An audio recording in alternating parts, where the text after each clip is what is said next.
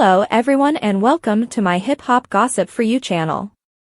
I hope everyone is having a wonderful day. Before we begin, please hit the subscribe button and give this video a thumbs up. The 5th Dreamville Festival has been announced by J. Cole. J. Cole's 2024 has been incredibly fascinating, contentious, and thrilling all at same. The latter has been the case lately, as the native of North Carolina is currently working on his audio series, Inevitable. Fans are getting a deeper and more intimate look at the superstar's path from a hungry young buck to his biggest album to date, 2014, Forest Hills Drive, thanks to the 10-episode podcast-style epic. With the fall off as the possible pot of gold at the end of the rainbow, it appears that additional seasons and volumes of this will be released in the future. Cole has been formally re-releasing his 3 first mixtapes and the episodes that go with them along the way. Friday Night Lights is the final one, and if all goes as planned, it will be available for streaming tomorrow. But Jermaine hasn't had it all sunshine and rainbows, particularly throughout the first 3 months of the year. That stretch saw the arrival of his 4th Dreamville Fest, which was fantastic.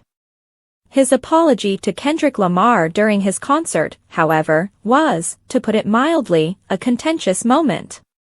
Although the decision's tone has since evolved, some people felt uneasy about it after that edition of his cherished festival. When the outdoor spring celebrations resume next year, maybe, things will go a little more smoothly and be much more spectacular. Specifically, Dreamville Fest will return on April 5th and continue through April 6th. Tickets will soon be available for the upcoming event, which will take place at Dorothea Dix Park in Raleigh, North Carolina. A pre-sale is scheduled to launch on Wednesday, December 11th at 9 a.m. Eastern Standard Time, per a recent press release. Tickets for regular admission, general admission plus passes for both days, and a few VIP packages will be available to patrons. Another important thing to keep in mind is this: these will be the least expensive tickets available to the general public, the press release states. Costs as the event date draws near. There will be a general ticket sale if any pre-sale tickets are left. Don't claim we didn't warn you, then. Don't forget to mark your calendars. Along with Pharrell, J. Cole has shared unreleased music, including a song that even he acknowledges would get him cancelled today. The Dreamville rapper performed 2 shelf tracks that he recorded with the Neptunes producer for his 2011 debut album, Cole World, The Sideline Story, during the most recent episode of his career recapping audio podcast Inevitable. A youthful Cole celebrates his financial success in the first taste of money, over a catchy groove that uncannily resembles the Clips's I'm Good, something Cole himself admitted in the episode. I recall the difficulties I had writing the song after the hook, thinking, what the fuck do I have to offer on a song like this?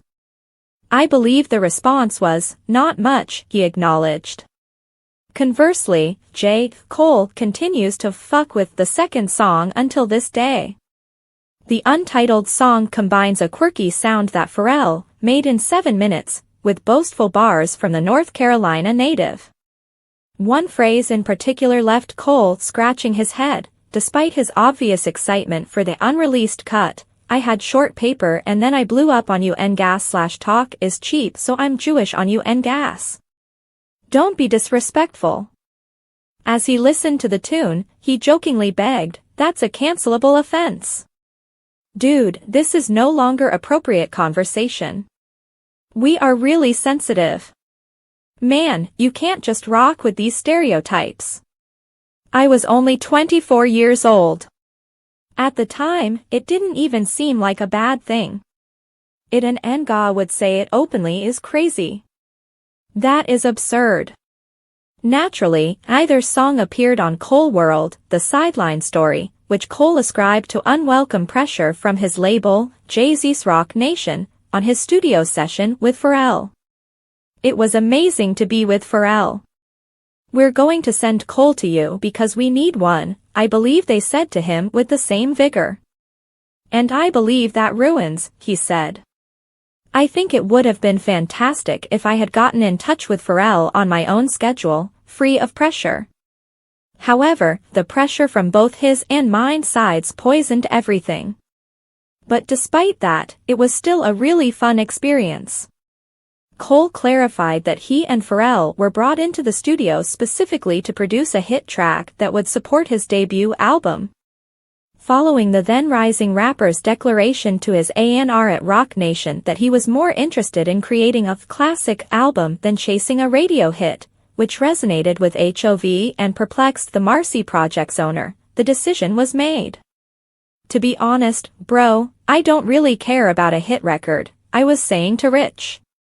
I only need my debut record to become a classic. Cole remembered. Because you can go elsewhere once you have the classic. You can get away with songs like You Owe Me, and a few others once you have Illmatic. You can start putting your pictures up with the classic. He went on, Mark Pitts calls me the next day. He says, hey, Jay called me just now. Did you tell Rich Kleiman that you didn't want to be without hits or something? I didn't say it that way, but I clarified that I just wanted to have a classic first album before moving on to the hits. Right now, it is not my aim. Cole claims that HOV called Pitts and said, hey, what the fuck is your dude talking about? Does he not want any hits? For what purpose are we doing this? The lead single from Cole World, The Sideline Story, Work Out, was finally chosen by J. Cole and Roc Nation. It peaked at number 20 on the Billboard Hot 100 and helped the album debut at the top of the Billboard 200 with over 200,000 first-week sales. Fans can now mark off dates on their calendars and prepare their travel schedules as J. Cole revealed details about the 2025 edition of his yearly Dreamville festival. The rapper announced on Tuesday, November 26, that the 5th edition of the festival would once more take place at the original location, Dorothea Dix Park in Raleigh, North Carolina, which is close to Cole's hometown of Fayetteville. April 5th and 6th, 2025 are the dates. For the two-day event, no acts have been announced as of yet. Tickets go on sale on December 11th at 9 a.m. Eastern. Two-day GA Plus, and various VIP packages will be the only options available at that time, according to a press statement. Fans can visit dreamvilleleafest.com to register for the pre-sale. Cole has recently made a number of significant announcements, including the Dreamville Festival unveiling. Additionally, he published two previously unreleased Kendrick Lamar collaborations, Temptation and Shock the World. Cole performed the two songs he co-wrote with Kendrick in 2010 as part of his recently released audio series Inevitable, which features Cole's reflections on his previous albums and mixtapes. Cole called Temptation insane during the broadcast and recalled providing beats to K. when they were both up-and-coming rappers. BJ the Chicago Kid also contributes vocals to A Shock the World. I remember seeing him on stage and he spit a verse, and I was like, yo, this nga right here is